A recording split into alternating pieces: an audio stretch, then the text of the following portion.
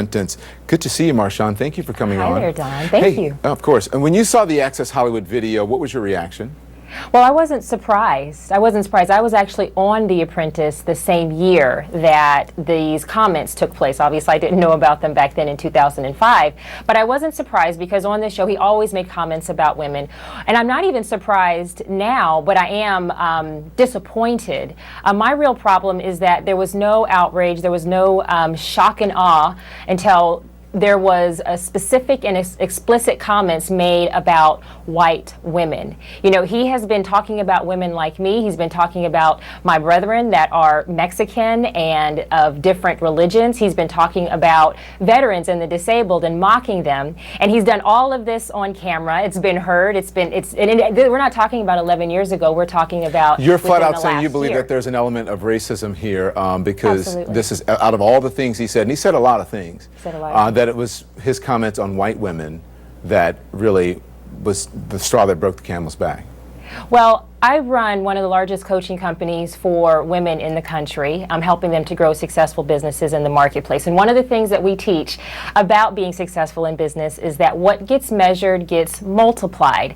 And all of these politicians in leadership are very cognizant of counting the cost of losing their support. Now, I say this with all love in my heart for people of all races, women of all races. Attack against one woman anywhere is an attack against all women everywhere. But where were the women and where were all the political leaders that were outraged when he disparaged Mexican Americans and Black Americans, and even when he was firing shots at Rosie O'Donnell and other people over the last several years? People were upset, but he overcame it. Well, I don't know. There's a difference between coverage and there's a difference between talking about something and consent.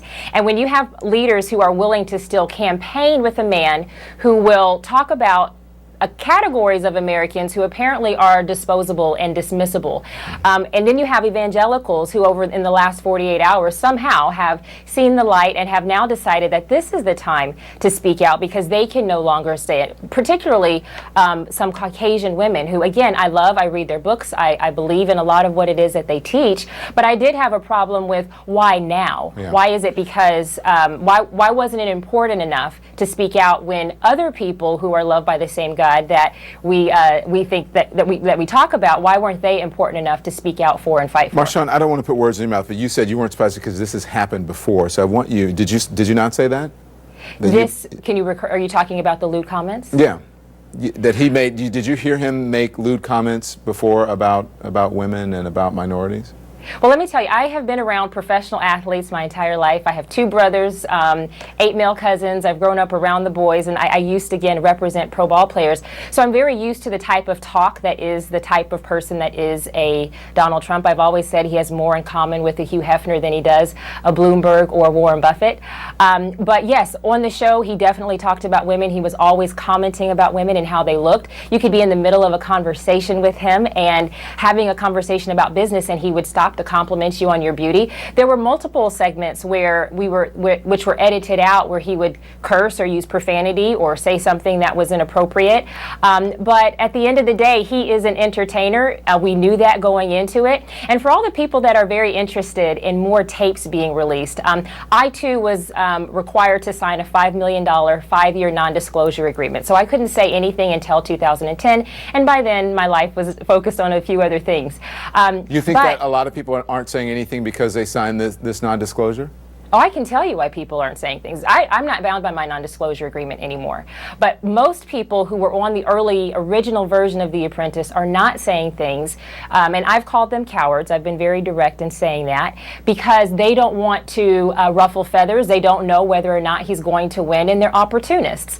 I think that that's a character problem. There have been people from The Apprentice who have reached out to me and said that I'm making the wrong move, that I could, like he, could be flying on Trump airplanes and helicopters, and there's not enough jet fuel in the world to get me to compromise my soul. But my point about the tapes and the demand to have more tapes from The Apprentice being released, for all my movie buffs, are you not already entertained? There has been more than enough, and if we are not intellectually astute enough to determine the heart of this man, the character of this man, the intentions of this man, and the evil, I don't call him evil, but I do believe that there is something wrong with somebody who likes to create division in our country. Are you not already entertained enough? And I think that's a reflection of our sloth-addicted culture, where we are so addicted to entertainment that we want and we crave more. It's kind of sickening. Yeah. So two things before I let you go, and you need to come on more because I mean, I'd love for us to come on and have a conversation about race. I mean, not race, but religion. Yeah, yeah. So why so for this particular?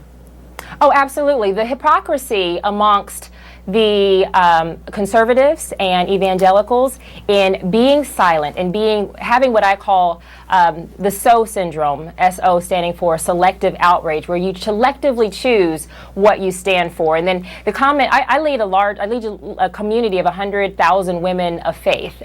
To build their businesses in the marketplace. And these issues of faith and business, race and politics, they blend together, but they're used very strategically to get votes. And so I think that there is, and a lot of people are really wrestling. They struggle with how to vote, what to do based off of their faith. And the fact that we have selective outrage is hypocrisy. Yeah. We pick and choose who is important enough. Who is important enough to speak out on. And it's not a matter of we can just agree to disagree. I don't believe these are political issues. I believe these are social ills that represent the heart of America. Marshawn, I have to go, but I have to ask you, yes or no, do you think that these were locker room conversations? You mentioned athletes. I think these are front and center conversations, the same ones his that comments, I mean. You think that that was a locker room conversation? I think that his comments were front and center. I think they reflect the heart of a man, and I also think that there is something to be said about this. It's one of those things where you can't just say they were locker room comments. These are comments of iniquity, and these are very dangerous. We should be not only paying attention, but for people who don't speak out, I say shame on you. Thank you. I enjoyed that conversation. Marshawn Evans, appreciate it. Just ahead, after the release